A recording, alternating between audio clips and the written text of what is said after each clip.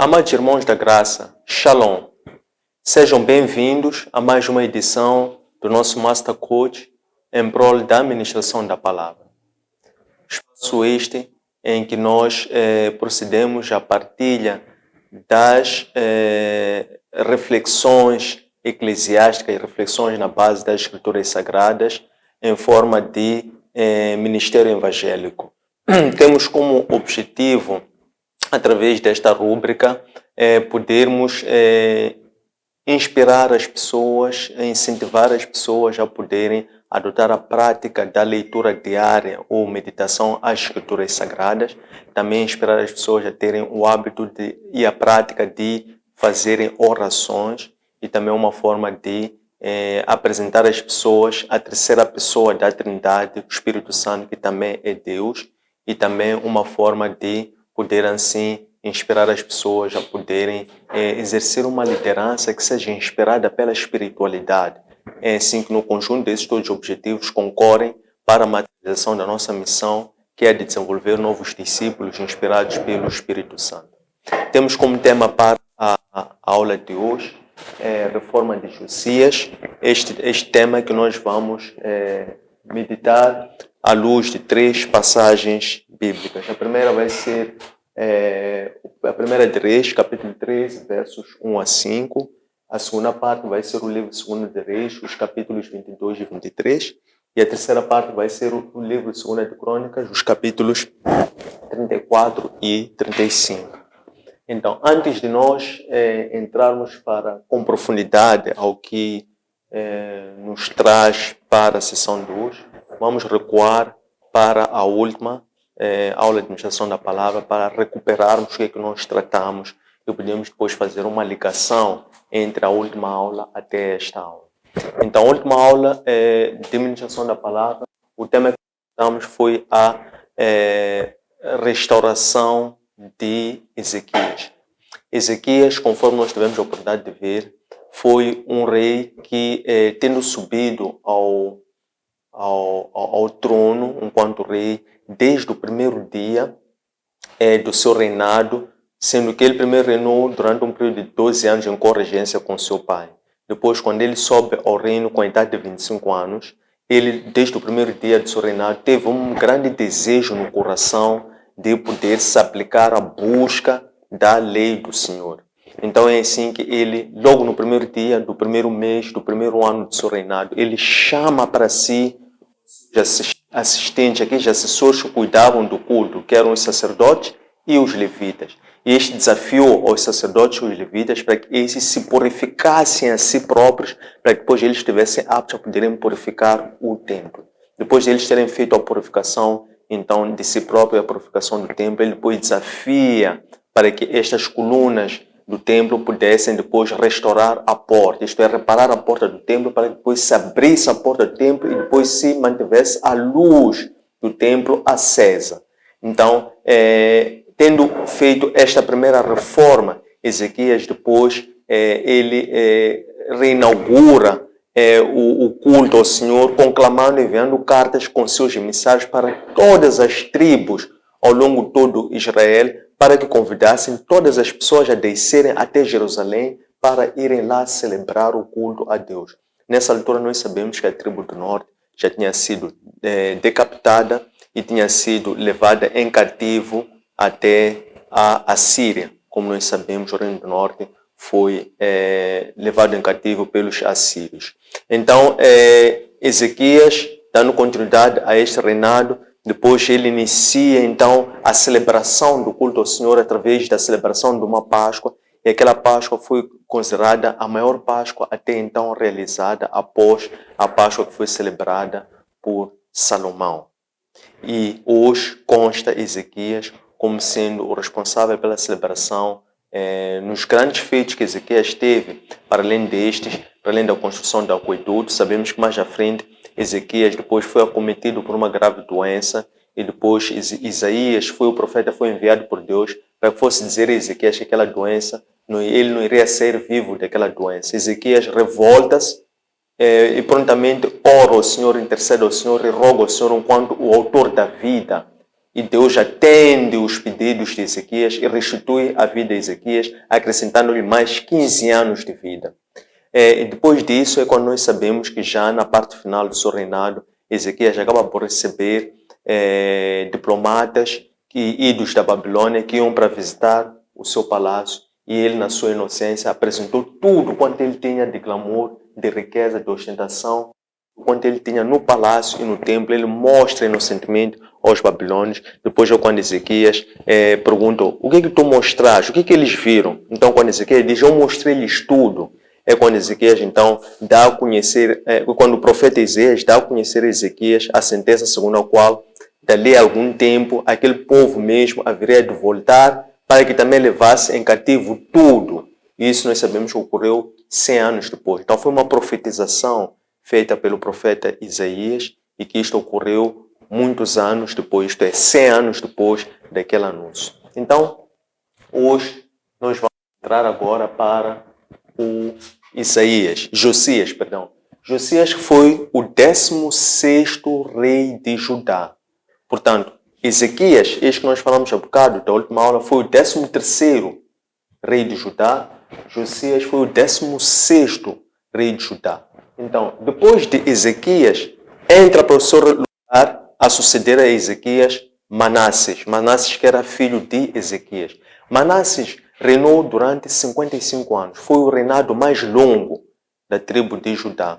Manasses foi esse que, durante o seu reinado de 55 anos, primeiro ele reintroduziu o culto a Baal, e ele também reintroduziu o culto às zonas altas, a oferta de holocausto em zonas altas. Aquela reforma que o pai dele, que o pai de Manasses tinha feito, que era Ezequias, de retirar tudo. O filho dele, Manasses, quando entra, voltou a reintroduzir tudo aquilo que o pai havia reformado. Então ele reintroduziu a idolatria lá na tribo de Judá, lá no sul.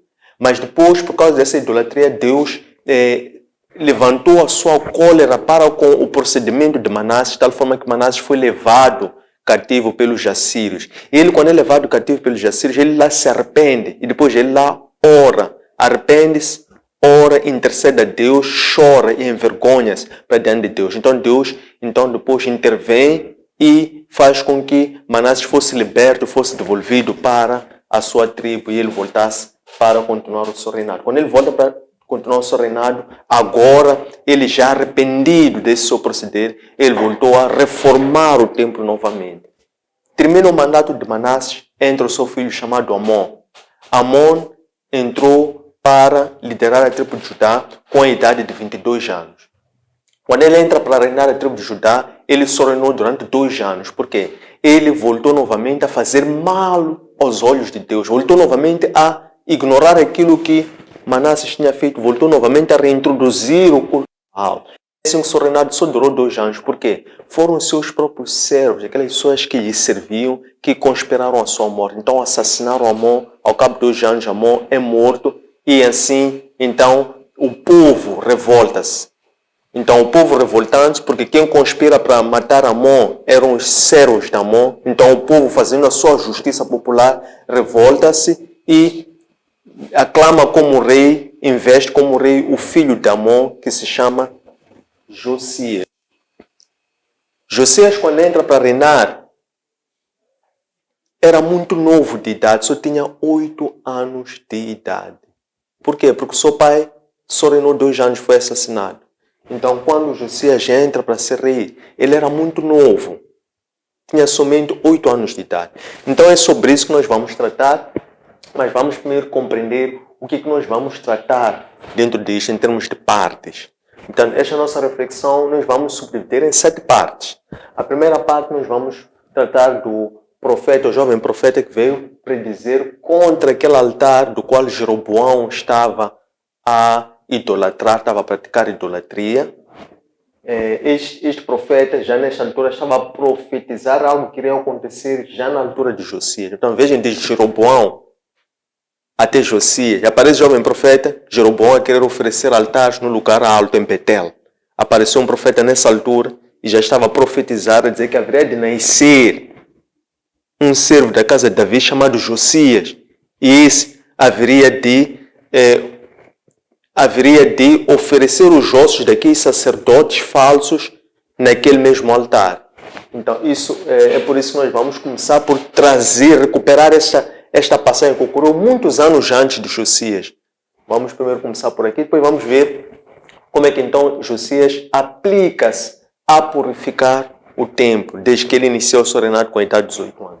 A terceira parte é quando Josias então inicia a reparação do templo, enviando seus confiados, no caso o escriba chamado Shafan, para que este fosse proceder com a reparação do templo, para que ele se encarregasse da reparação do templo. Uma vez iniciada a reparação do templo, é quando é descoberto o livro da lei por intermédio do profeta sumo sacerdote Ilquias. Depois disso, então, o livro é lido na presença do rei. Depois o rei, arrependendo-se, manda-se consultar a sacerdote Ulda. E essa sacerdote Ulda, confirmando aquilo que o rei havia compreendido da leitura deuteronomística por causa da maldição deuteronomística que haveria de acontecer, é quando então o rei faz uma nova aliança com Deus na presença do povo e obriga que o povo também assim jurasse diante de Deus cumprir aquela lei. É quando depois eles celebram a Páscoa enquanto uma celebração do culto a Deus, e essa Páscoa é considerada a maior Páscoa que ocorreu desde os tempos de Samuel. E depois dessa Páscoa é quando Josias termina o seu reinado, quando ele, por teimosia, foi enfrentar o rei, o faraó do Egito chamado Nero. Quando o faraó advertiu Josias: eu não venho ter contigo, evita-me. E quem me mandou aqui é Deus, vou ter com os assírios. Mas Josias foi um pouco teimoso e ele quis confrontar este rei. Ele acaba sendo ferido e depois dele ser ferido, o povo chorou a Josias, porque Josias foi um bom rei. E para além do povo ter chorado a Josias, o próprio profeta Jeremias chorou a morte de Josias. Para além do profeta Jeremias ter chorado a morte de Josias, essa lamentação de Jeremias foi um lamento, foi um choro por lamentação pela morte de um bom rei, acabou constando no livro de Lamentações, que é também da autoria do profeta Jeremias. Então vamos agora entrar com profundidade para o assunto 2. E vamos, com efeito, iniciar mesmo com este profeta chamado jovem profeta. O que acontece? Nesta altura aqui, estamos a falar de quando acaba de morrer Salomão e no seu lugar entra para lhe suceder Roboão. Estamos a falar do século X a.C., mais ou menos. Estamos a falar dos anos 1000 a.C., nessa altura. Então, aqui, quando entra no seu lugar de rei Salomão, entra Roboão. Então, Roboão foi aquele que a sua decisão imatura acabou por causar a divisão do reino em dois. Então, reino do norte, que ficou sob jurisdição de Jeroboão, e o reino do sul, que ficou sob jurisdição de Roboão. Então, o que acontece nessa altura? Quando houve essa divisão do reino de Judá em duas tribos, ou em dois reinos, norte e sul, norte, que era governado por Jeroboão, Jeroboão estava com receio do povo que ele governava, estava com receio que este povo descesse até o sul, Jerusalém, para ir adorar a Deus. Então, o que Jeroboão fez para evitar isso? Jeroboão, então, ele entendeu que melhor seria produzir bezerros de ouro, que são objetos de adoração, para que retivesse o povo lá, para o povo não descer até Jerusalém para ir adorar Deus verdadeiro. Então ele manda fazer 2 bezerros de ouro e depois apresenta aqueles bezerros de ouro ao povo, dizendo: são esses deuses que vos tiraram do Egito. Então o povo, acreditando nas palavras de Jeroboão, o povo passou então a fazer aquele culto idólatra. Como se não bastasse, Jeroboão também depois escolhe dentro do povo, sem seguir a lei, que era aquele critério prescrito na lei de Moisés sobre como é que se poderiam escolher sacerdotes levitas. Então ele escolheu sacerdotes sem olhar para a linhagem de Arão. Então foi escolhendo sacerdotes segundo o seu livre-arbítrio. Depois, como se não bastasse, então ele começou a oferecer holocaustos ou incensos em zonas altas. E uma dessas vezes ele sobe para Betel, o próprio Jeroboão, para ele oferecer incenso em zonas altas. Quando ele está para oferecer incenso em zonas altas, sai um jovem profeta, informado por Deus, de Jerusalém, sai do sul de Jerusalém, sobe para o norte até Betel, informado por Deus de que lá estes teus irmãos querem praticar idolatria. Então esse jovem saiu daqui com a missão única de ir amaldiçoar aquele altar, isto é, amaldiçoar aquele ato que Jeroboão estava a fazer de oferecer incenso em zonas altas para bezerros de ouro. Então chegou ali o jovem profeta e começou a amaldiçoar aquele altar, a dizer: altar, altar, eis que no futuro vai nascer um filho da casa de Davi chamado Josias. E esse chamado Josias, esse vai queimar os ossos desse sacerdote sobre esse mesmo altar. Estamos a falar de que ano? Século X a.C. Quando é que Josias sobe para ser rei em Judá? Estamos a falar que Josias sobe para ser rei em Judá quase no século 8 a.C. Estamos a falar cerca de 200 anos depois disso acontecer, Josias sobe. Mas antes era importante percebermos, esta profetização foi feita 2 séculos antes por um jovem profeta que saía de Jerusalém até a Betel para ir amaldiçoar aquele altar. Depois disso acontecer, então, Josias, como nós dissemos, ele quando iniciou o seu reinado, ele era muito novo, tinha somente a idade de 8 anos. Então, ele quando inicia o seu reinado, disse que é importante vocês perceberem que nós vamos encontrar esta passagem, vamos tratar, vocês podem encontrar quer no livro de 2 de Reis, quer no livro de 2 de Crônicas. A narrativa é igual em termos de sequência de fatos, a história que é retratada é igual, mas há uma diferença entre o que é narrado no livro de 2 de Reis versus o que é narrado na 2 de Crônicas, no que diz respeito à reparação ou restauração do templo. Ou melhor, até antes da restauração do templo, aquilo que é a purificação do templo. Porque de acordo com a narrativa do livro de 2 de Reis, esta purificação do templo ocorreu depois de se refazer a aliança, isto é, depois de ter se descoberto o livro da lei. Ao passo que na narrativa do livro de 2 de Crônicas é antes. Mas isso não pode constituir preocupação, somente estou aqui a esclarecer, que é para vocês perceberem qual vai ser a sequência dos fatos que eu vou narrar, porque neste caso nós estamos a inspirar-nos no livro 2 de Crônicas, mas por isso trazemos todas em conjunto para nós termos uma leitura, uma compreensão mais ampla. Então, Josias, com a idade dos 8 anos, ele inicia o seu reinado. Ele era muito novo, muito tenro de idade, e ele sucede no trono o seu pai chamado Amon. O pai de Josias, chamado Amon, foi um rei idólatra, foi, por assim dizer, um rei mau. E ele até foi pior dos reis até então. Então, esta foi a situação, este foi o estado em que Josias encontra o reinado quando sobe como rei, como se não bastasse, ainda muito novo de idade, somente com a idade de 8 anos. Nós vimos há bocado, antes de entrar para essa aula, que a última aula nós falamos do rei Ezequias. Rei Ezequias, quando subiu para o seu reinado, tinha a idade de 26 anos. E ele já tinha essa percepção, já tinha uma certa maturidade. E depois ele enceta essas reformas. Mas Josias começa o reinado com a idade de 8 anos.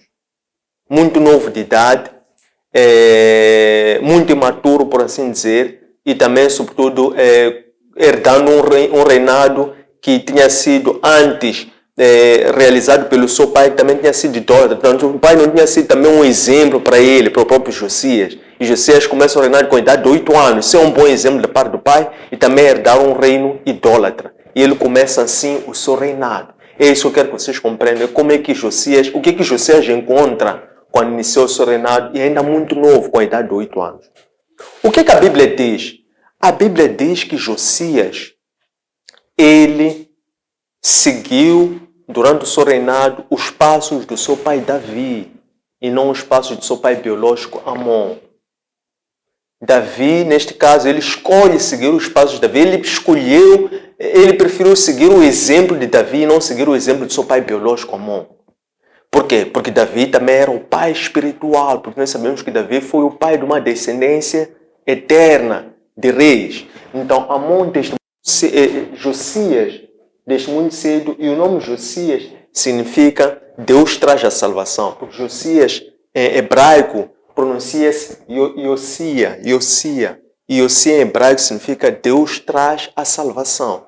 Então, Josias, começa a reinar com a idade de 8 anos e ele escolhe seguir os passos do seu pai Davi. Escolhendo ele seguir os passos do seu pai Davi, ele começou desde muito cedo a buscar conhecer a Deus. Ele buscou conhecer a Deus. Então, enquanto ele começa a buscar conhecer a Deus, o tempo foi passando. Quando ele completa a idade de 16 anos, isto é, no seu 8º ano do reinado, então Josias inicia a busca pela consulta das Escrituras Sagradas. Então, ele começa a querer ter o desejo de purificar o templo. E quando ele atinge, então, a idade dos 20 anos, ele inicia propriamente a purificação do templo. O que é que ele faz para iniciar a purificação do templo? Ele, pessoalmente, começou a realizar um trabalho avultado de retirada de tudo quanto era paganismo. O que ele fez? Ele primeiro subiu para lugares altos, porque nessa altura os incensos, sacrifícios, holocaustos eram oferecidos em lugares altos. Então ele subiu pessoalmente para as zonas altas e foi destruir troncos sagrados, foi destruir objetos também idólatras, como metais, como madeiras, que também eram objetos que eram usados para adoração. Foi também destruir esses mesmos altares. Depois ele também desceu para outros templos onde eram adorados deuses idólatras como Baal. Ele também descendo para essas zonas, foi também destruir esses templos, foi destruir os objetos que eram usados para o culto a Baal. Então ele fez essa destruição que ele chamou de ele foi purificar o templo. O que é purificar o templo? É tornar o templo sagrado, é tornar o templo santificado, é tornar o templo apto a poder ser um local de culto, de adoração ao Deus verdadeiro. Então ele fez pessoalmente esta purificação do templo. Depois de ele fazer essa purificação do templo, ele depois encontrou alguns túmulos nessas zonas altas. Então ele, quando encontra esses túmulos nessas zonas altas, ele pega todas essas abominações, reduz tudo a pó. Portanto, destrói esses objetos. Destruindo esses objetos tudo a pó, ele depois pegou esse mesmo pó e colocou esse pó sobre os túmulos daqueles sacerdotes pagãos que faziam essas idolatrias. Ele deita esse pó sobre os túmulos desses sacerdotes. Depois ele então queima os ossos dos sacerdotes já mortos com esse pó das idolatrias que eles mesmos faziam, cumprindo aquela profecia. O jovem profeta tinha previsto 200 anos antes. Depois de Josias concluir a purificação do templo, estamos a dizer que Josias aqui já tinha a idade de 20 anos. Então ele faz essa purificação do templo durante 6 anos. Quando ele atinge a idade de 26 anos, então é quando ele sente o desejo de mandar reparar o templo. Em que consistiu mandar reparar o templo? Foi o seguinte: ele, depois de ter feito essas destruições, ele fez essas destruições não só em Judá, não só em Jerusalém. Ele também subiu para Manassés, subiu para Efraim, subiu para Neftali, subiu para Dan, foi subindo para várias outras tribos, quer na tribo do sul, quer na tribo do norte. Ele incitou essa toda reabilitação do culto em todo Israel. Depois dele ter feito isso, essa reabilitação do templo por todo Israel, incluindo a destruição dos túmulos, aquilo que acabamos de explicar. Então, ele é quando inicia já a reparação do templo. Para quê? Para que lá no templo se passasse então a fazer a adoração ao Deus verdadeiro. Isto é, antes de se adorar ao Deus verdadeiro, primeiro tinha que se destruir a idolatria. Então ele levou 6 anos a destruir toda a idolatria por todo Israel. Ele percorria por todos os pontos. Depois de terminar isso, ele volta e fixa-se em Jerusalém. Agora ele tem a idade de 26 anos. Isto é, 18 anos após o seu reinado. Quando atinge a idade de 26 anos, isto é, 18 anos após o seu reinado, então quando ele manda reparar o templo, o que é que ele fez? Ele chamou para si as pessoas de maior confiança. Chamou um escrivão, um escriba chamado Shafan, e chamou depois um outro encarregado, que era um oficial, e mandou os dois para irem ter com o sumo sacerdote Ilquias, para que fossem ter com o sumo sacerdote Ilquias e levassem para o sumo sacerdote Ilquias todo aquele dinheiro que eles tinham recolhido lá na porta do templo, esse sítio onde eles foram purificar. Depois o povo levava as suas poupanças, levava as suas primícias. Então ele mandou recolher, juntar, entregou a essas 2 pessoas, que era o escriba Shafan e um outro, e mandou para que eles fossem ter com o sumo sacerdote em Jerusalém, chamado Ilquias, para que eles fossem entregar esse dinheiro, essas somas, ao sumo sacerdote Ilquias, a fim de que essa soma fosse paga àquelas pessoas que iriam iniciar com a reparação do templo. Então, quem nós encontramos lá que estavam a fazer a reparação do templo? Eram carpinteiros, eram pedreiros, eram pessoas que estavam ocupadas em restaurar, em reparar, em reabilitar o templo que estava ali, o que é abandonado. O templo estava esquecido, o templo estava degradado, o templo não estava puro, não estava purificado. Então, primeiro ele purifica, depois manda para se restaurar, reabilitar, reparar o templo, levando essas somas para que essas somas fossem pagas. Aquelas pessoas estavam a fazer aquele trabalho, valorizando o trabalho daquelas pessoas que eram especialistas em fazerem a restauração do templo. Então, ele, quando chega lá, esses 2 que foram enviados pelo rei Josias, quando chegam lá, entregam esse valor aos levitas que serviam ali no templo. Então, esses levitas eram os encarregados, os fiscalizadores, que fiscalizavam os trabalhos, quer dos pedreiros, quer dos carpinteiros, quer de outras especializações. Então, esse valor sendo entregue a estes levitas, que eram os encarregados da obra, estes levitas depois se encarregaram pessoalmente de remunerar justamente aquelas pessoas que estavam a fazer o trabalho de reparação do templo. Quando está-se a fazer isso, o sumo sacerdote Ilquias, também envolvido nesse trabalho de reparo, restauração do templo, ele descobre o livro da lei. Ele descobre o livro da lei. O que significa? Você vê que o livro da lei andava escondido. Isto é, Deus escondeu o livro da lei do povo, por saber que o povo não estava atento nem observava. Então Deus, para manter íntegro o livro, Deus, entre aspas, escondeu. O que é esconder o livro? É que as pessoas deixaram de ter preocupação em buscar. Então o livro ficou algures. Deus escondeu o livro. Quando o rei Josias teve esse desejo de primeiro purificar, depois restaurar o templo, quando já está a reparar o templo, então o sumo sacerdote descobre o livro da lei que estava escondido já há muitos anos do povo. O sumo sacerdote descobre o livro da lei. Depois dele descobrir o livro da lei, que diz que é o livro de Deuteronômio, que era o Torá, o Antigo Testamento, que vale o Antigo Testamento hoje. Essas que eram as escrituras sagradas que existiam naquela altura. Então, o sumo sacerdote descobre o livro da lei. Ele, quando descobre o livro da lei, ele chama aquele escriba que tinha sido confiado pelo rei Josias para ir até Jerusalém. Ele chama e diz: encontrei este livro da lei. Vai e entrega este livro da lei ao rei Josias. Tendo dado essa orientação, então o escriba Shafan recolhe o livro da lei.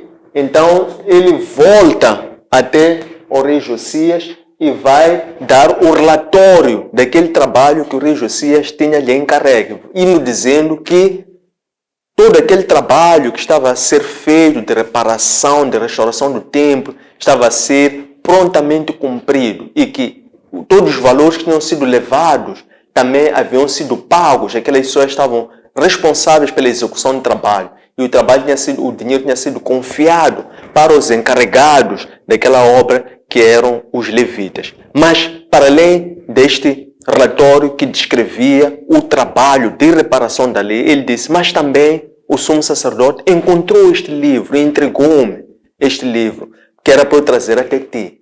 Então o rei disse, tudo bem, então podes ler esse livro. Então o escriba Shafan começa então a ler aquele livro na presença do rei Josias.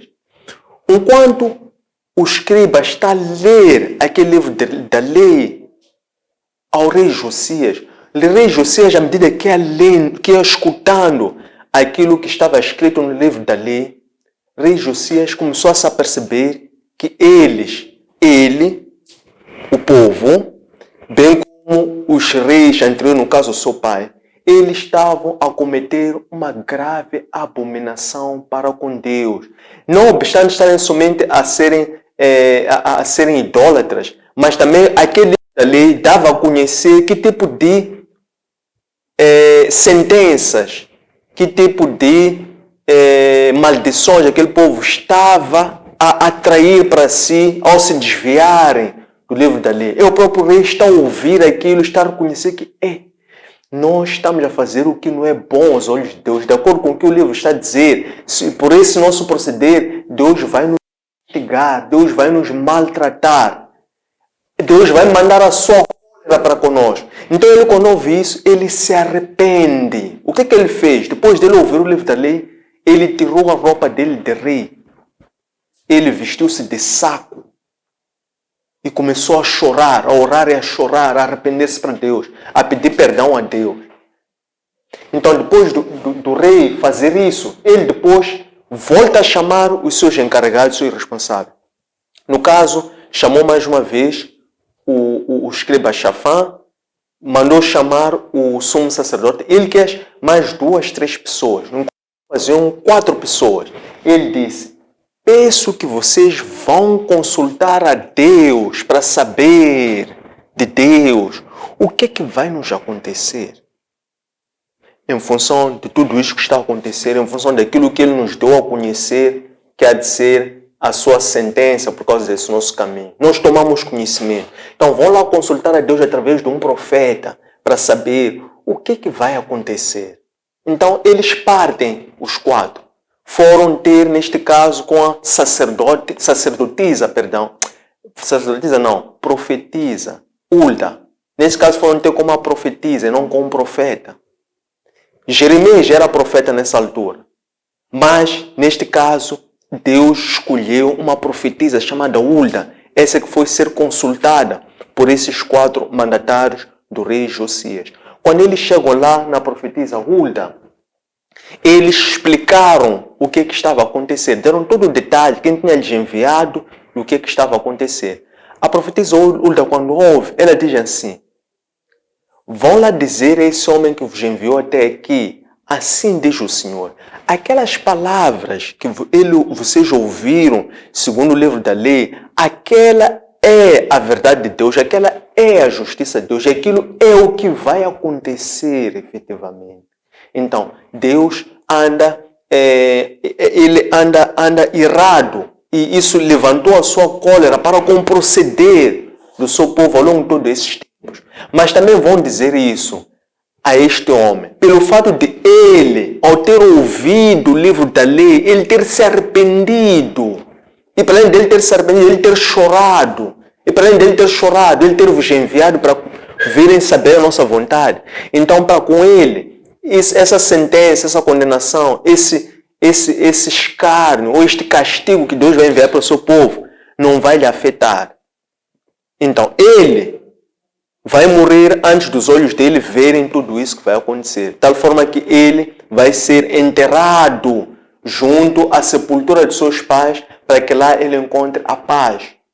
Seja sepultado em paz junto aos seus pais e os seus olhos não vejam tudo isso que vai acontecer, porque ele se conturbou. O que significa que ele se conturbou? Ele se arrependeu. A sua alma ficou entristecida com aquelas palavras do livro da lei. E depois ele chorou, ele lamentou. E ele ainda assim, preocupado, veio procurar saber o que Deus vem fazer. Então Deus, por isso, vai lhe poupar dessa forma. Então, depois de a profetisa Hulda ter dado este recado, eles informaram ao rei Josias. O rei Josias, depois de ter tido este conhecimento, então ele pessoalmente sobe para o templo. E ele sobe ao templo junto com quem? Ele leva para o templo junto de si, levou todo o povo, levou todos os anciãos, levou todos os sacerdotes, levou todos os levitas. Subiram junto com ele para o templo. Quando chegam lá no templo, então o rei Josias, ele abre novamente o livro, aquele que ele tinha ouvido, que levou ao arrependimento, ele abre o livro da lei, agora na presença de todos esses que ele subiu com ele. Estamos a falar de quem? Dos anciãos, de todo o povo de Israel, estamos a falar dos sacerdotes, estamos a falar dos levitas. Ele abre o livro da lei, ele começa a ler o livro da lei à frente de todo o povo.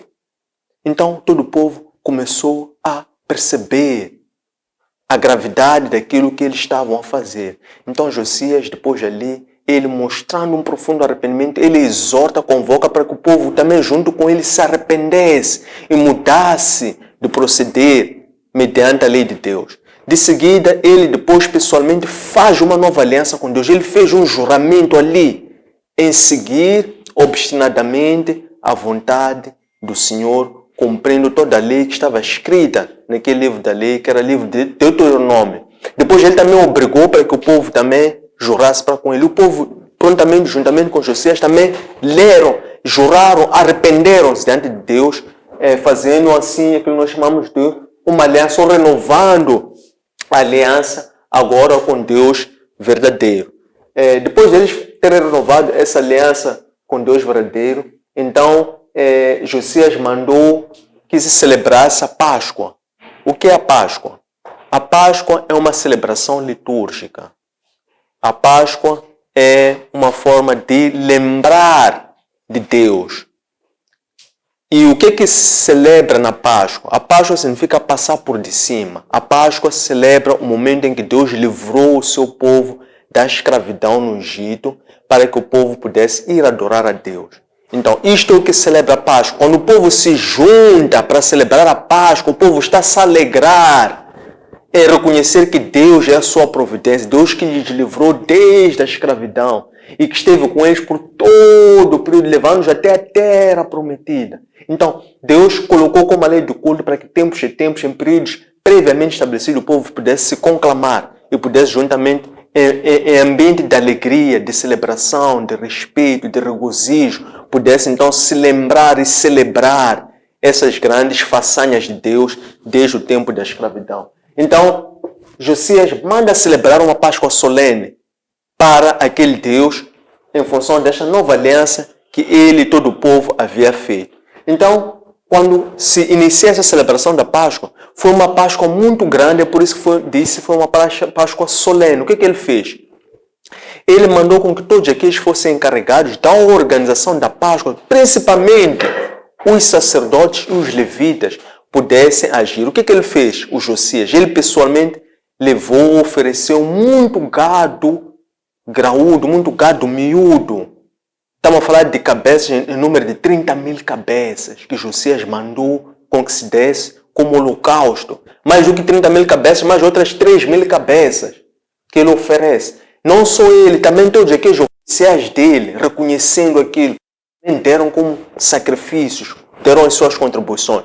Depois, os levitas e os sacerdotes foram organizados por turnos e por funções em respeito à lei de celebração que Moisés tinha prescrito, bem como também organizaram os levitas por turnos de acordo com a organização de Davi, que Davi tinha feito para a forma como os levitas deveriam se organizar para a celebração na parte musical. Então, os levitas, por um lado, se ocupavam de imolar as vítimas, depois eles passavam uma parte das vítimas em forma de carne para algumas famílias e as famílias organizadas pudessem entregar como sacrifício. Depois os levitas passavam sangue para os sacerdotes que tinham a função de aspergar o sangue. Isto é, eles tinham a função de poderem expiar o pecado. Então eles pegavam aquele sangue e colocavam o sangue sobre o altar, porque essa era a forma de sacrifício de acordo com a antiga lei, de acordo com o sacrifício araônico. Depois disso, então, também os outros levitas que estavam encarregues de fazer um serviço musical, eles começaram a preparar-se por orquestras, por bandas, para poderem também celebrar essa Páscoa.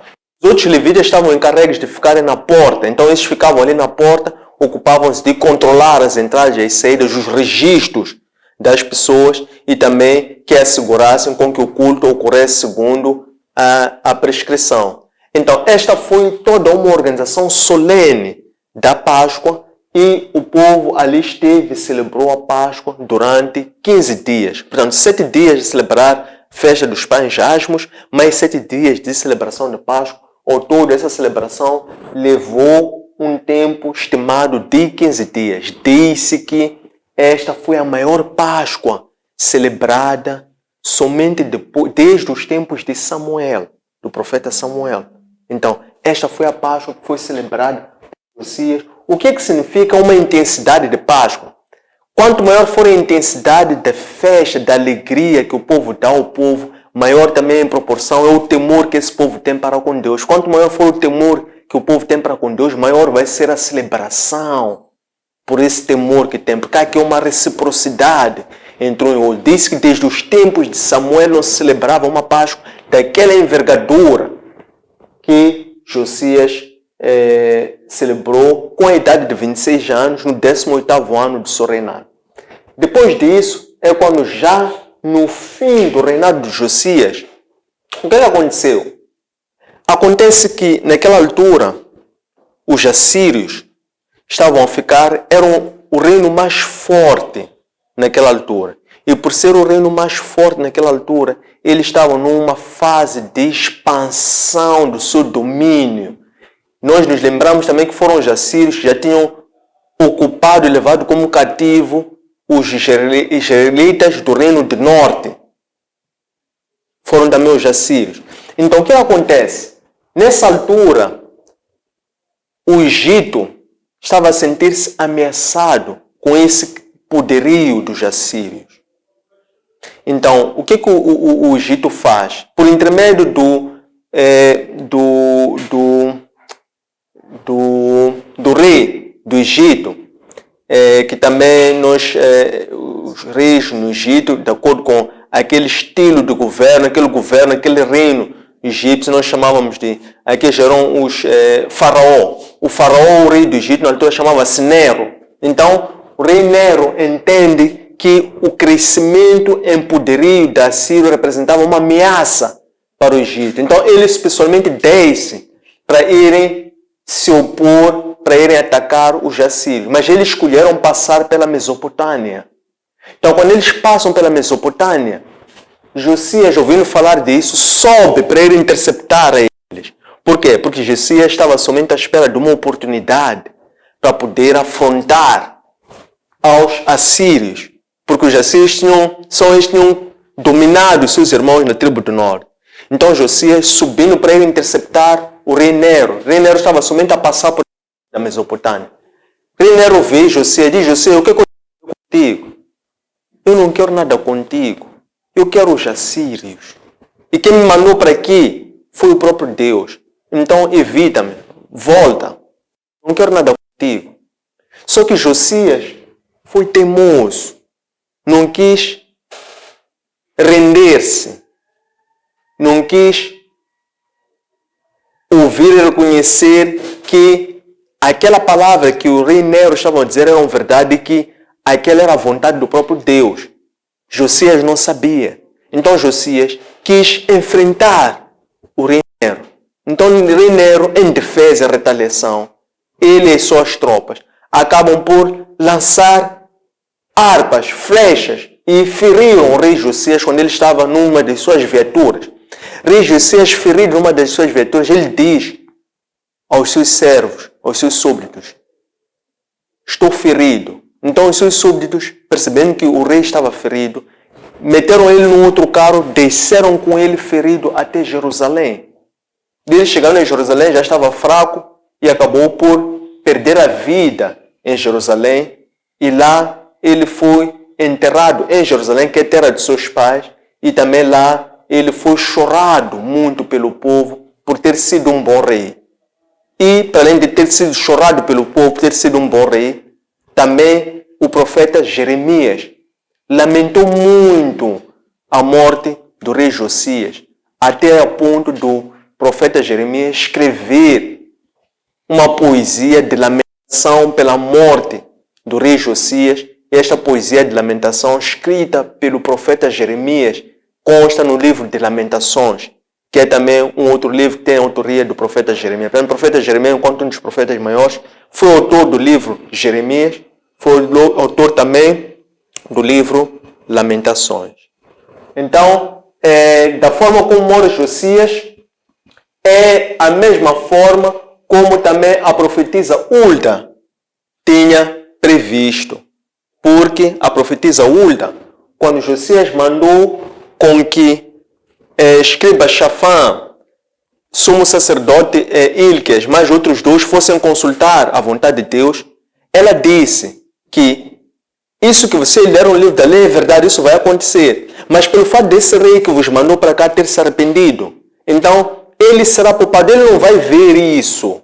De tal forma que ele até vai morrer e vai ser enterrado em paz e vai repousar junto aos seus pais. Essa profecia desta profetisa Hulda também ocorreu na forma como Josias é morto e é sepultado junto aos seus pais, não vendo aquilo que iria acontecer depois. Nós sabemos que depois do reinado de Josias, passado mais um período de mais ou menos 100 anos, ocorreu o quê? Ocorreu também a ocupação da tribo do sul pelos babilônios. Isto é, os babilônios vieram e ocorreu aquela profecia do livro da lei, e conquanto vêm os babilônios e levaram como cativo todo o povo do sul, incluindo os filhos que foram servir lá na Babilônia como eunucos. Também aqui cumprindo-se mais esta profecia da profetisa Hulda.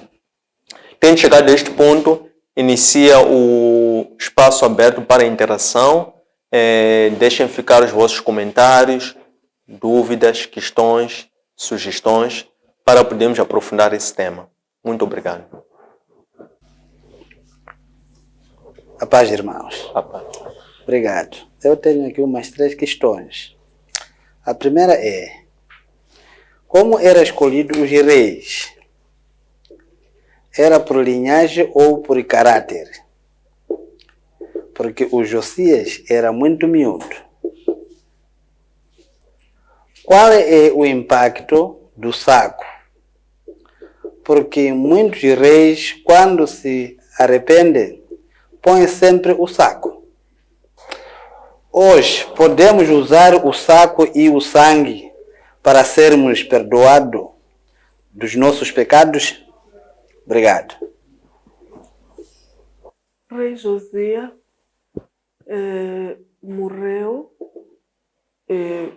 marcando assim o fim do seu mandato, né? Com que idade sucedeu este ferimento que causou a sua morte? Obrigado. Como é que Jeremias buscava se aproximar com Deus? E hoje, como é que podemos trabalhar a nossa fé com vista a termos esta proximidade com Deus?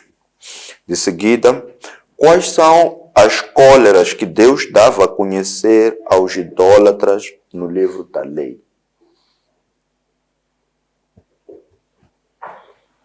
De seguida, o que o arrependimento levou aos israelitas? O que o arrependimento levou aos israelitas? Quando se arrependeram, o que sucedeu? O que Deus fez após este arrependimento dos israelitas? Por que Josias deu a conhecer o povo os oráculos do livro da lei? Ou por que leu o livro da lei publicamente? Sabemos que quando nós buscamos a Deus, Ele também responde, não é? Portanto, quando Josias buscava Deus, qual é o caminho que Deus encontrou para treinar Josias para fazer o seu trabalho com perfeição? Ok, pode recolocar a questão, desculpa. Como é que Deus prepara o Josias para fazer o seu trabalho? Para este quem? Para Deus fazer o seu Para trabalho? Deus, não, ou para o Josias? Josias Tá fazer bem. o seu trabalho. Ou o trabalho de Deus, não é? Fazer o trabalho que ele fazia era Deus, é a mesma coisa. Como é que Josias reergueu o espírito do templo? Desculpa, um minuto só. Como é que Josias ergueu o espírito do templo? Sim, reergueu o espírito do templo. Vemos que ele reergueu a parte externa. Queria saber como é que também acendeu o espírito deste templo. Okay. Como é que Josias procedeu na expulsão dos deuses pagãos trazidos pelo seu pai? Por que Deus manteve oculto o livro da lei aos reis pagãos e o revelou ao Josias?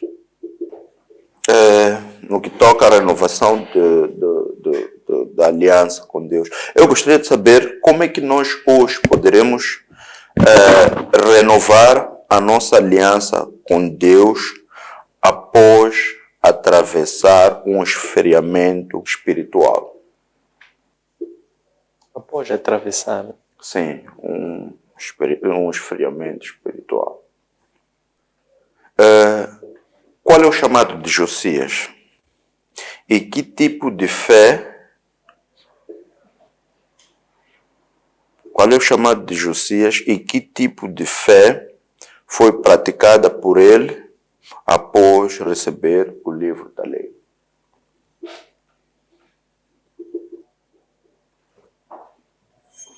Para fechar, queria, em jeito de resumo, qual é a principal mensagem patente no livro da lei e como usar essa mesma informação na reforma espiritual nos dias de hoje. Estimados irmãos, quero agradecer as questões que foram aqui expressas, que vão contribuir para tornar a nossa reflexão mais rica e também mais em termos de incidência de análise teológica, bem como buscando aqui fundamentações com inspiração e guia do Espírito Santo, que é chamado desde o início desta sessão, nesta Assembleia, para que ele possa não só fazer o seu trabalho de unificar, ciente que todos os dons são operados por ele, mas também aquele trabalho de conduzir-nos por toda a verdade, ou para completar a obra, ou a boa obra que foi iniciada por Cristo. É o Espírito Santo este que foi enviado como Paráclito para poder nos conduzir a toda a verdade, de forma que nós possamos completar a obra que foi iniciada em Cristo. Então, vou proceder então assim a uma resposta em jeito de debate, em jeito de discussão, em jeito de construção coletiva do entendimento, porque em assembleias como esta, Deus fala para todos nós em geral, mas fala para cada um em particular, em função daquilo que o Senhor pretende revelar a cada pessoa em particular, enquanto todos nós fizemos parte de um povo unificado, de uma nova humanidade, mas que Deus tem apreço particular para cada um em singular. para que nós possamos ser sacerdotes, porque a ideia ou a ambição de Deus, por intermédio de Cristo, é formar um reino de sacerdotes, cada um de nós cada um individualmente ser um sacerdote. Então, vou de seguida passar para a fundamentação. A primeira destas é: como eram escolhidos os reis? Por linhagem ou por caráter? Dado que Josias era muito novo em idade. Nesta altura, os reis eram escolhidos por linhagem. Portanto, temos o primeiro desta nova linhagem, que é Davi. Portanto, Davi veio para substituir em seu lugar a Saul, porque Saul foi um rei que Deus queria que ele lhe servisse para a eternidade. Só que Saul não foi obediente a Deus. Então Deus desaprovou a Saul e indicou a Samuel para que fosse ungir um homem segundo o seu coração, que é Davi. E em Davi, Deus fez uma aliança com Davi, pessoal com Davi. E prometeu a Davi construir uma casa espiritual a Davi. O que significa construir uma casa espiritual para Davi? Deus queria com que Davi fosse ser o pai de uma descendência eterna de reis. Então, todos aqueles, em cada geração haveria de haver um rei que fosse ser da linhagem. Aqui está a resposta. Da linhagem de Davi. Isso apontava para Cristo. Porque vem precisamente Cristo, que é também da linhagem de Davi. Por isso é que Cristo também é filho de Davi, pois na paternidade de Cristo, na descendência, na progenitura de Cristo, o rei, portador destes privilégios especiais, específicos, por causa da sua função, as suas vestes, não é? Ele, quando era confrontado com abominações, vamos lá, idolatria, pecado, apostasia, desvio da lei, e eles pessoalmente reconhecessem ou confessassem o seu pecado diante da vontade de Deus, que é a lei do Senhor. Então, uma forma deles mostrarem esse arrependimento era precisamente rasgarem suas vestes. O que significa rasgar as suas vestes? É mesmo anular ou desprezar, por assim dizer, aquelas vestes de rei, eles fazerem-se pequenos diante de Deus, reconhecendo essa sua falha e até chorando no limite. Isso mostra um arrependimento, porque Deus avaliou o coração. Então, esses gestos exteriores eram um reflexo do arrependimento interno que era iniciado por esses mesmos reis. Então, por isso, esse hábito de rasgar as vestes e vestir saco para se fazer uma pessoa pequena, inferior, limitada, incapaz, insuficiente. Uma pessoa que reconhece isso diante de Deus, que é um soberano. Então, essa era uma forma dos reis poderem mostrar um arrependimento, por assim dizer. Número 3. E esse, mais uma vez, há um acréscimo muito importante. A questão do arrependimento. Tem aquilo que nós chamamos de há o arrependimento do homem, mas há o arrependimento de Deus. O arrependimento do homem é verbal. O arrependimento de Deus, o arrependimento que agrada a Deus, é pela mudança de atitude, de caráter, de comportamento. Porque Deus esquadrinha o coração da pessoa. Ele consegue ver muito para além da palavra, se realmente há um verdadeiro arrependimento. Então, podemos também aqui dizer sobre essa questão. É que ainda que um rei rasgue as suas vestes, se esse arrependimento não for sincero do coração, isso não vai, não vai impressionar a Deus, por assim dizer. A terceira questão. Hoje podemos usar o sangue e o saco para sermos perdoados dos nossos pecados. O sangue que nós podemos usar hoje para sermos perdoados dos nossos pecados é o sangue de Cristo. O que é usar o sangue de Cristo? É confessar que Cristo é Messias. É confessar que Cristo veio para expiar os nossos pecados. É confessar que o sangue de Cristo é o sangue do Cordeiro perfeito que Deus tinha prometido desde então. Então, o sangue que nós podemos usar hoje para sermos perdoados nossos pecados é o sangue de Cristo, confessando Cristo pela fé. Confessar, falar, declarar pela boca e passar desde então a andar conforme as suas instruções, fazer de Cristo seu Senhor e Salvador. Então, este é que é o sangue que nós podemos usar para sermos perdoados nossos pecados. 2. A única pessoa que pode nos perdoar dos nossos pecados é somente Jesus Cristo.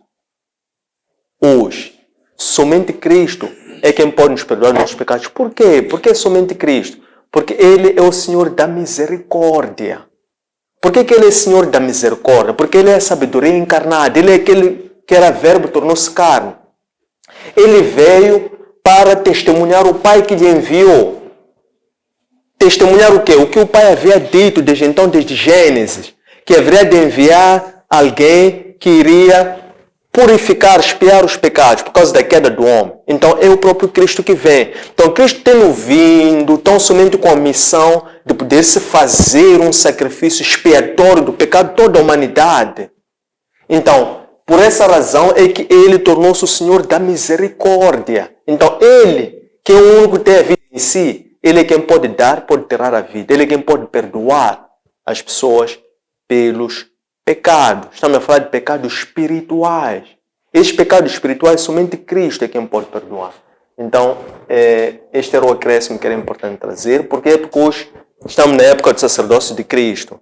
Já não é o sacerdócio araônico, na forma de sangue quente, de vítimas inocentes ou animal morto.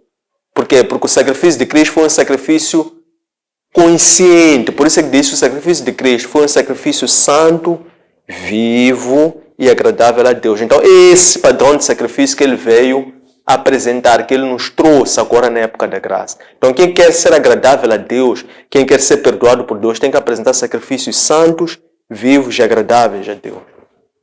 4. Com que idade morreu Josias?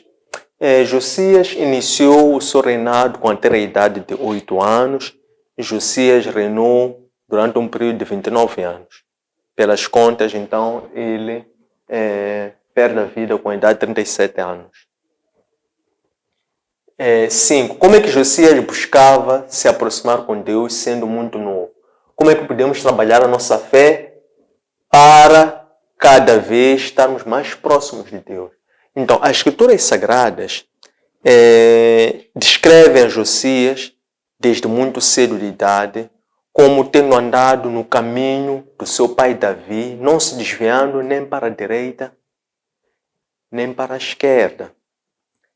Onde é que estava escrito isso? Isso está escrito já desde os livros de história. O primeiro livro de história que abre a seção de história na Escritura Sagrada, que é o livro de Josué. Então, essa foi a primeira recomendação que Deus deu a Josué.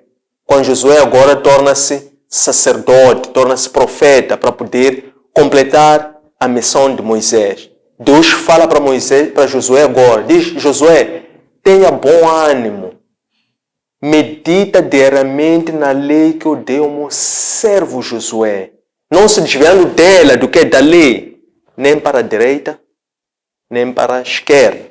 Então, este foi o proceder de Josias desde muito cedo. Foi o quê? Seguir os passos do seu pai Davi. Porque Davi foi esse homem segundo o coração de Deus.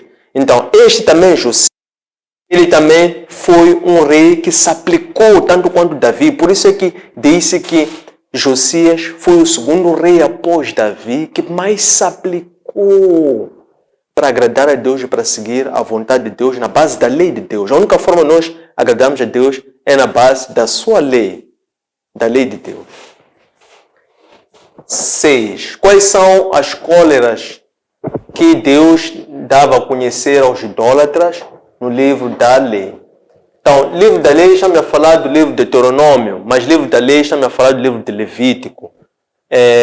Porque Deuteronômio é a cópia da lei, que é a cópia do livro de Levítico.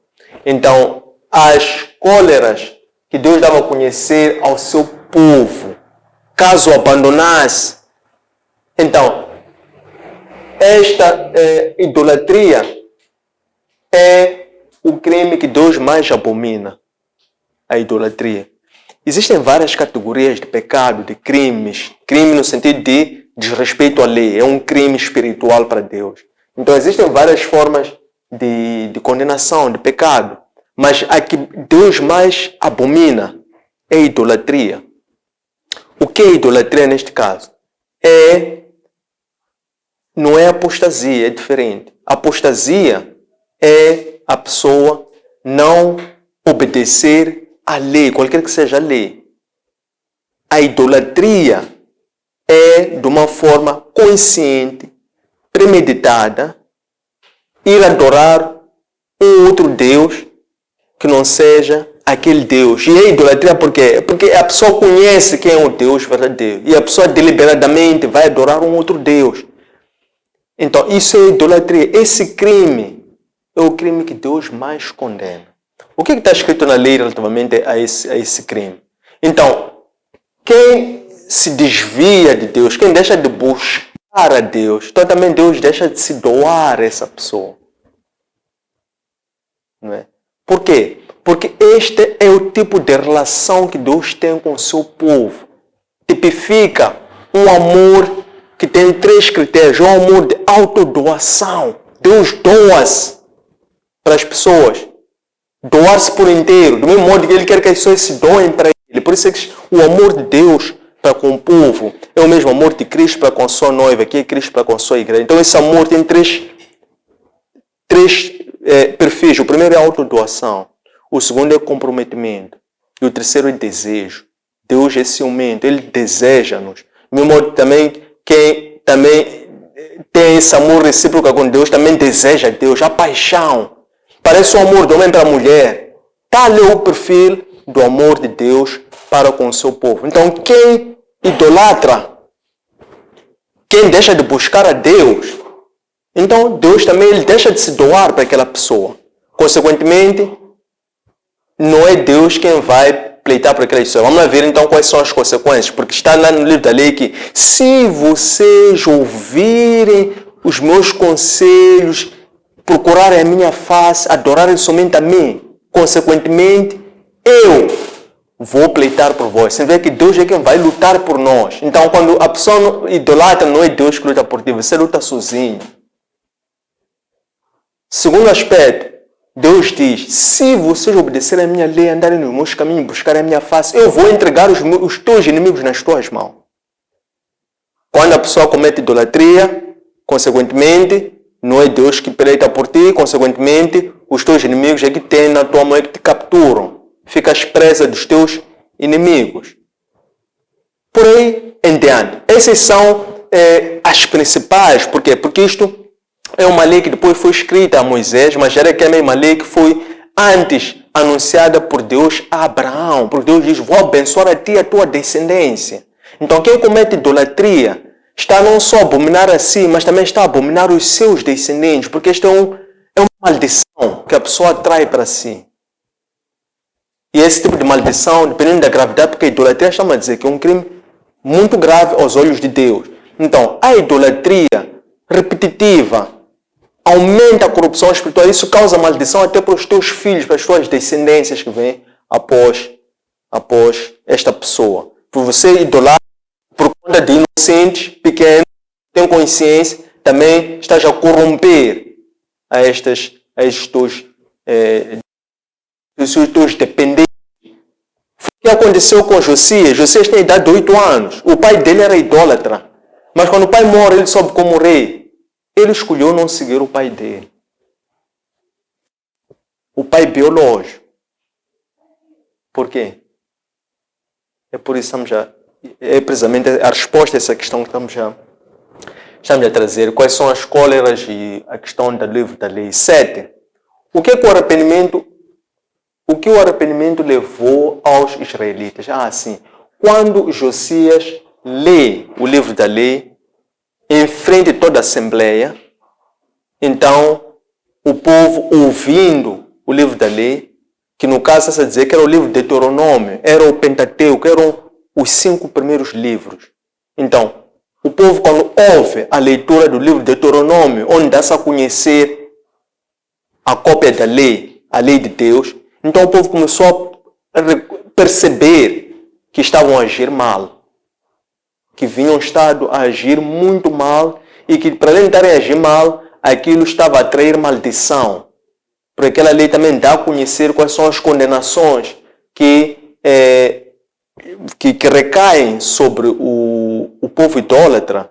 Então, eles, quando ouviram, reconheceram que estavam a agir mal, perceberam que Deus, pela lei de Deus, aquilo iria atrair condenações graves e pesadas para eles. Então, isso fez com que o povo se arrependesse. O povo se arrependeu vindo daqui. Percebeu, reconheceu que estava a agir mal. E mais do que agir mal, percebeu de que estava a agir contra a vontade de Deus. E depois também percebendo que estava a agir contra a vontade de Deus, o povo percebeu que tinha que mudar de comportamento para agir a favor da vontade de Deus. Então isso fez com que o povo ali fizesse uma nova aliança. Agora aliança com Deus. Então isto é que o arrependimento conduziu aos israelitas para que eles fizessem uma nova aliança. Então essa nova aliança foi feita ali por juramento, primeiro por Josias, depois o próprio povo também repetiu o juramento. E assim o povo passou a assumir, queria passar a andar em função da lei de Deus. 8. Por que Josias leu o livro da lei publicamente? Então, Josias fez isso porque ele queria provocar o que chama-se de um avivamento espiritual. O que é avivamento espiritual? É acordar a fé, porque toda pessoa nasce com fé.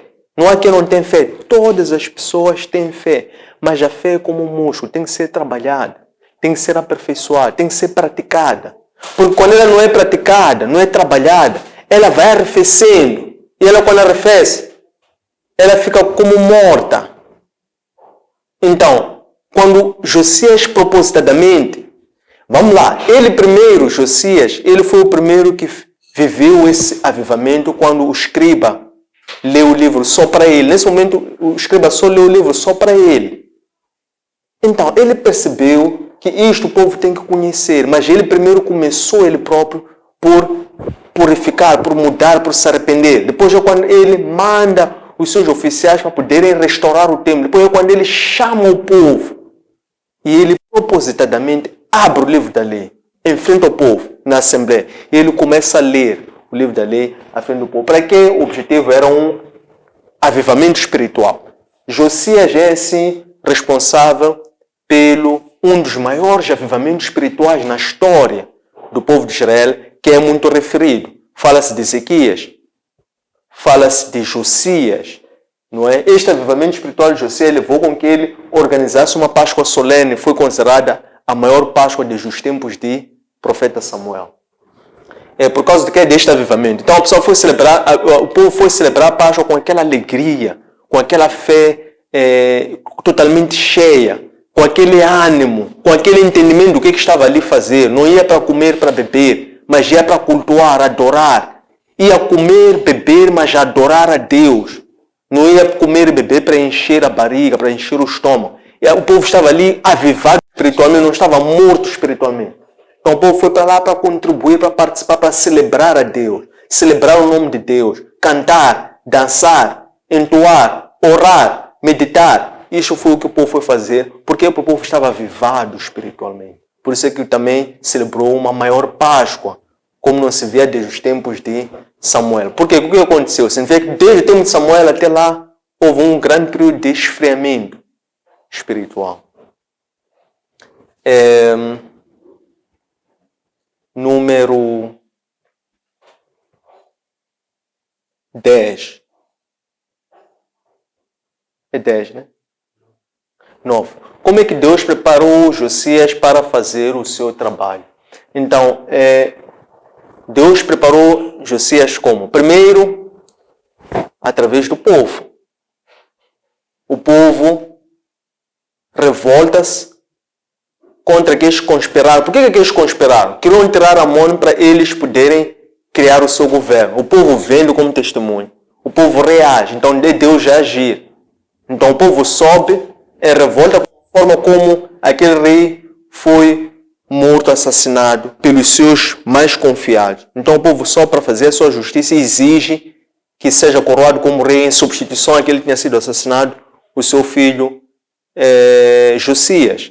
Tinha na altura a idade de 8 anos. Depois, como é que Deus também continua a agir em Josias? Josias subindo para lá, somente com a idade dos 8 anos, ele escolheu desde o início não seguir os passos de Amon, o seu pai chamado Amon, mas seguir os passos do seu pai espiritual chamado Davi. Esta decisão, porque foi uma decisão que Josias tomou, foi uma opção que Josias pudesse seguir outro caminho, mas Josias seguiu aquele caminho. Então, por que Josias seguiu este caminho? Esta é a questão. Como é que Deus preparou Josias? Então, como? Concedendo uma fé.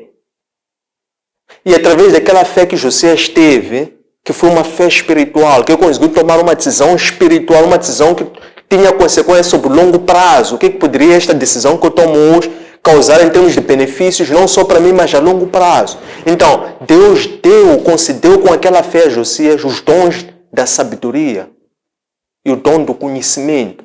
A sabedoria, o que é sabedoria? Então, a sabedoria o princípio da sabedoria é a obediência. Então, como é que Josias manifestou a obediência? Foi pelo fato de Josias ter aceito seguir os passos de Davi, seu pai espiritual, não seguir os passos que seria mais natural, mais óbvio, seguir os passos da sua maior referência mais direta que tinha, que era o seu pai biológico. Então, foi assim que Josias ativou a sabedoria. Como é que Josias ativa a sua fé? Diz que o princípio da fé é o respeito, a obediência aos princípios, à lei, aos preceitos. Então, também Josias foi coroado com o dom do conhecimento. Por quê? Porque Josias, desde o início, aplicou sem conhecer a lei de Deus. Aplicou sem conhecer o Deus de Davi. E nós vimos que, já mais à frente, ele depois começou com a idade dos 20 anos, portanto, no 12º ano do seu reinado, é quando ele começa com a purificação do templo. E essa purificação do templo implicou ele também purificar ele próprio. Número 10. Como é que Josias reergueu o espírito do templo? Em outras palavras, como é que Josias reacendeu a chama à luz do templo? Como? Primeiro teve que purificar. Então, o primeiro passo é purificação. E o que é purificação? Primeiro era retirar toda a imundície. Então ele retirou toda a imundície. Depois de retirar toda a imundície, ele restabeleceu a culto de acordo com a lei de Deus. E depois de fazer isso, então ele restaurou o templo. Reparou, abriu, mandou reparar as portas, os pórticos, a estrutura do templo, para que aquele templo passasse a acolher celebrações litúrgicas. Não é?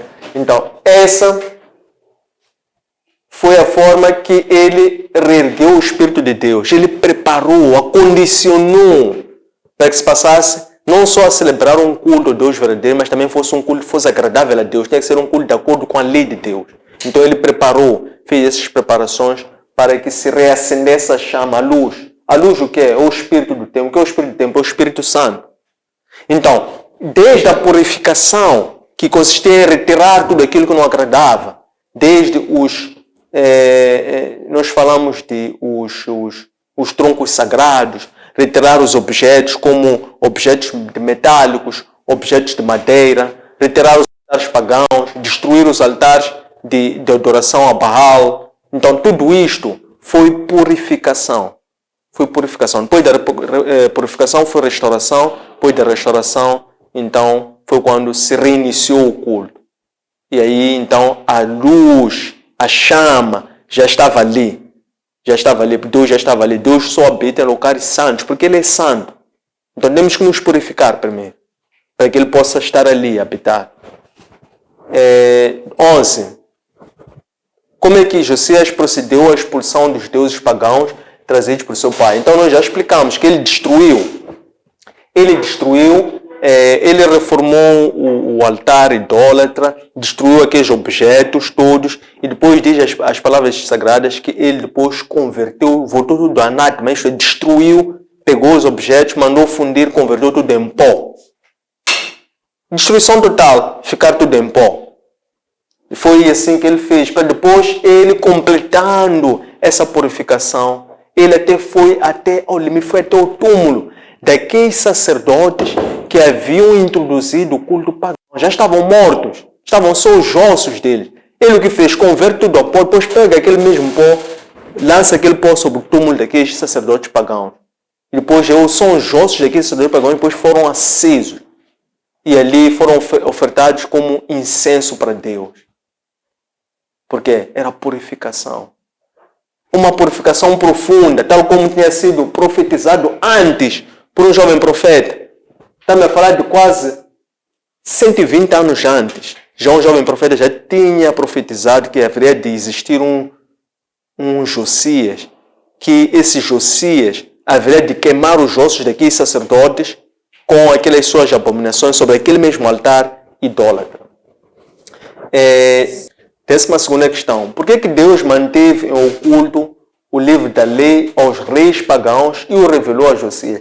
Esta questão também é muito curiosa, é muito interessante. Por quê? Porque o que acontece? Depois de Ezequias, sucedeu-lhe 2 reis. Primeiro foi Manassés. Manassés que reinou durante 55 anos. E grande parte do tempo do reinado de Manassés, este foi também reintroduziu a idolatria. Quando o pai dele, que Ezequias tinha reinado antes, tinha purificado o templo, veio Manassés, fez um grande revés, voltou a reintroduzir todo o culto idólatra.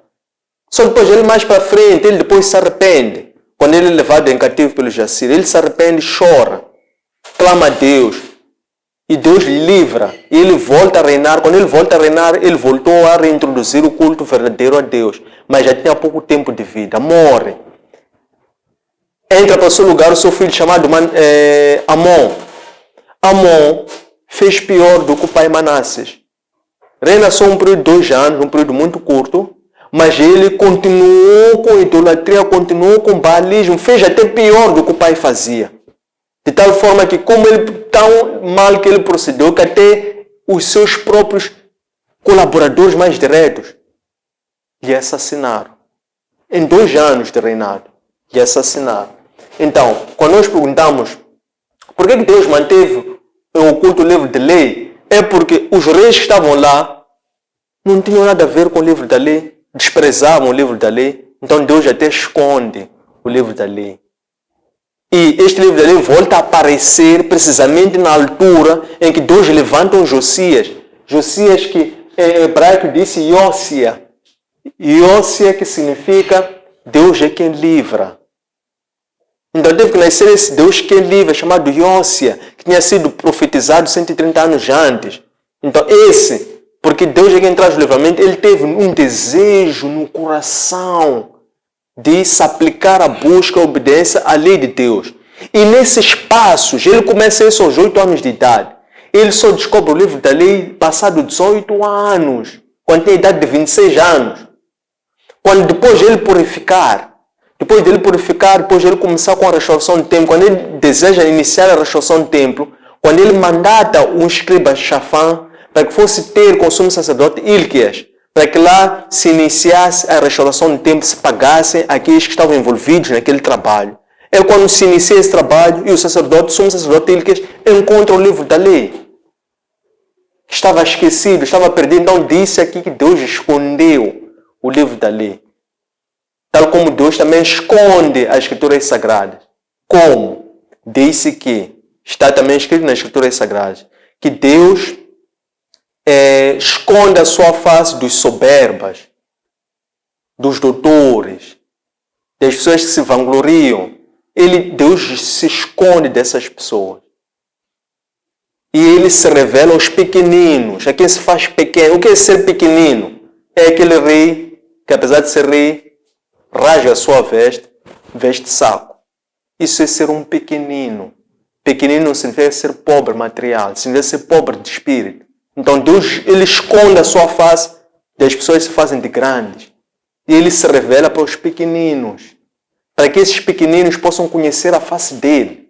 Então foi dessa forma que ele, mantendo em oculto o livro da lei, quando ele viu esse pequenino em Josias, é que depois volta a aparecer o livro da lei. Então foi assim que ocorreu. 13ª, como é que podemos hoje renovar a nossa aliança com Deus após atravessar um esfriamento espiritual? Então hoje nós podemos renovar a nossa aliança com Deus após um esfriamento espiritual através... Primeiro ato, e o mais importante, é nós nos arrependermos. Mas um arrependimento de Deus, um arrependimento sincero. Por quê? Porque o Espírito Santo ele é capaz de nos convencer pelos nossos pecados. O homem pode não te convencer, porque homem para homem é teimoso. Há orgulho do homem para homem. Mas o Espírito Santo, individualmente para cada pessoa, ele convence a pessoa. Então, quando a pessoa se convence com o próprio Espírito Santo, ele é que usa um homem para levar uma e outra palavra, tenta sensibilizar, tenta colocar uma certa preocupação, uma certa curiosidade. Depois tu te separas sozinho, Deus já começa a falar contigo só. Ali já o Espírito Santo vai te convencer daquilo que alguém usou uma pessoa para te falar uma coisa. Naquele momento, quando nós nos arrependemos, é uma confissão para o próprio Espírito Santo. A pessoa se arrepende e confessa, não o homem. Homem não confessa para o homem confessa para Deus. Homem usa a sua fé, ora para Cristo, declara Cristo, Jesus Cristo, perdoa-me. Esse é quem pode nos perdoar. Então, quando nós temos essa atitude de reconhecer, pedir perdão e depois passar a andar em obediência a essa nova lei, por isso escrevemos as Escrituras Sagradas, o livro da lei. Então, quando houver essa disposição no nosso coração de andar segundo o livro da lei, então aí nós estamos a fazer o quê? Estamos a fazer uma renovação da nossa aliança, estamos a fazer um avivamento espiritual. É nessas circunstâncias. 14. Qual é o chamado de Josias? E que tipo de fé foi praticada por ele após receber o livro da lei? Então, o chamado de Josias, podemos começar pelo nome, que significa a salvação vem de Deus. Então, qual é o chamado de Josias? O chamado de Josias era para que ele trouxesse a salvação ao povo de Israel. Para que ele viesse e fizesse a reparação do templo, a restauração, a reforma do templo. Este que era o chamado, esta que era a missão. Quando mudamos, qual é o chamado? Então, qual é a missão? Então, a missão que tinha Josias era de reformar o templo. Então, esse foi o chamado, foi a missão de Josias. Que tipo de fé ele praticou após receber a lei, livro da lei? Ele praticou a fé obediente, se quisermos assim dizer. Mas toda fé é obediente. Também alguém pode me dizer isso. Mas o que acontece é que a contaminação era tão grande que ele foi muito zeloso, porque até as Escrituras dizem que ele não se desviou da lei nem para a direita, nem para a esquerda. Então, quando se pergunta que tipo de fé é esta? Quer dizer, é uma fé que até está acima da obediência. É uma fé obediente, sim, mas também ele praticou uma fé com um grande temor, porque se compara, por exemplo, a celebração da Páscoa que se assistiu, diz que não existiu uma celebração solene como esta desde o tempo de Samuel. Se quisermos olhar para Samuel, quem foi Samuel? Então Samuel é aquele que também veio para reformar o sacerdócio do Eli na altura. Como é que Samuel guiou o seu sacerdócio? Ele guiou segundo 3 princípios. O princípio da retidão, o princípio da santidade e o princípio da justiça. Esses foram os princípios que Samuel seguiu. Então, aquela coragem, Josias teve uma fé obediente, o ministério dele, a missão era restaurar o templo e teve que ter muita coragem para não só obedecer, mas também não se desviar da lei, nem para a direita, nem para a esquerda, para que ele fosse aclamado como um rei que teve uma fé tão grande, somente vista ou comparada à de celebração da Páscoa desde o tempo de Samuel. A 15ª e última, qual é a principal mensagem patente no livro da lei e como usá-la na restauração espiritual nos dias de hoje? Então, o livro da lei, estamos a falar de Deuteronômio. O que ali sugeria esse alerta no livro de Deuteronômio? Se alerta sobre aquilo que nós chamamos de uma maldição deuteronômica. O que é uma maldição deuteronômica? É um ciclo vicioso que incorre em 4 etapas sequenciais. E tudo começa com desobediência à lei. Então a desobediência à lei conduz a uma maldição deuteronômica. E como é que é essa maldição deuteronômica? Quando a pessoa desobedece à lei, então a pessoa cai. E a pessoa quando cai, isso é apostasia. E através da apostasia, começa com uma pequena falha, um pecado pequeno, vai repetindo 2, 3 vezes. Aquele pecado vai se avolumando. E depois pode te conduzir já à idolatria, que é buscar outros deuses. E depois disso acontecer, é quando a pessoa depois enfrenta um sofrimento, que são as consequências disso. Quando a pessoa passa por um sofrimento, é quando a pessoa se arrepende. Depois da pessoa se arrepender, é quando a pessoa então volta a fazer uma nova aliança, volta a pedir perdão, arrepende-se, pede perdão e volta a pedir novamente a presença, a guia, bem como a proteção divina. E nessa invocação de Deus, por esse arrependimento, a pessoa invoca Deus, busca, deseja Deus todo o seu coração. Então Deus volta para si. Então a pessoa volta novamente a andar segundo os preceitos de Deus. Então, a principal mensagem do livro da lei é sobre isso, é alertar sobre os perigos da maldição deuteronômica que resultam de desobedecer à lei. E como é que nós podemos usar na restauração espiritual nos dias de hoje? É através de nós os sermos todos testemunhas de Cristo. Por quê? Todo cristão tem um chamado geral universal. Todo cristão, ele é levantado por Deus, pela salvação que ele recebeu, ele é levantado por Deus para ele ir pregar o Evangelho. Então todo cristão é testemunhado a pregar o Evangelho, não é necessariamente a pregação, mas é testemunhar a Cristo, é confessar a Cristo. Então como é que todo cristão confessa e testemunha a Cristo? Pelo seu proceder, pelo seu ser, pelo seu estar, pelo seu comportamento, pelas suas atitudes, pelas novas vestes que adquire. Então assim este cristão está a testemunhar a Cristo, está a evangelizar a Cristo, está a converter outras pessoas. Então, esta é que é a forma como nós podemos restaurar. Consequentemente, quando nós fazemos isso, se quisermos fazer em atos maiores para alcançar maior número de pessoas, o que é que se faz então? É através da abertura do livro da lei.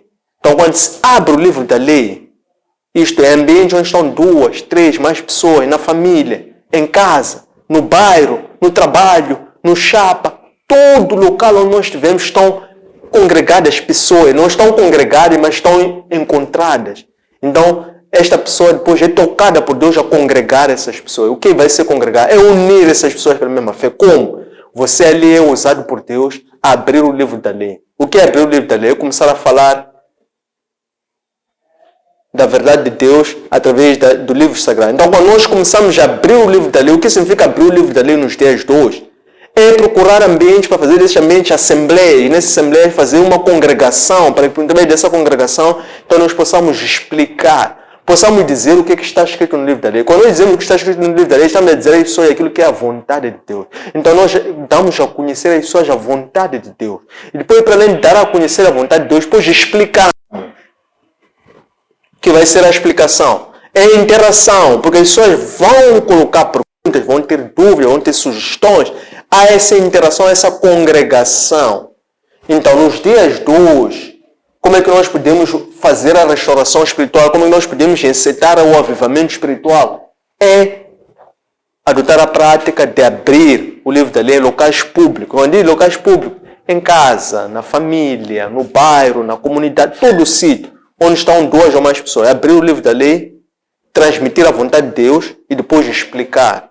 Então, assim, dessa forma, hoje estaremos a usar o livro da lei, conforme está patente nas suas inscrições, para que nós possamos contribuir para uma restauração ou avivamento espiritual. Tendo chegado a esse ponto, queremos agradecer a vossa presença. Deixem ficar os vossos comentários, vossas dúvidas, vossas sugestões, que nós teremos muito gosto em reagir e dali estabelecer uma interação. Este material, a par de todos os outros, encontra em nossos arquivos digitais, designadamente na nossa página Facebook, Antônio Sende_oficial, nosso canal YouTube, Antônio Sende_LDA, no nosso aplicativo optimizável para plataformas Android Elo App. E também, por último, para além dessas 3 plataformas, encontra também no nosso website da Academia de Liderança, Academia Servo, e encontram lá nesses 4 dispositivos nosso material.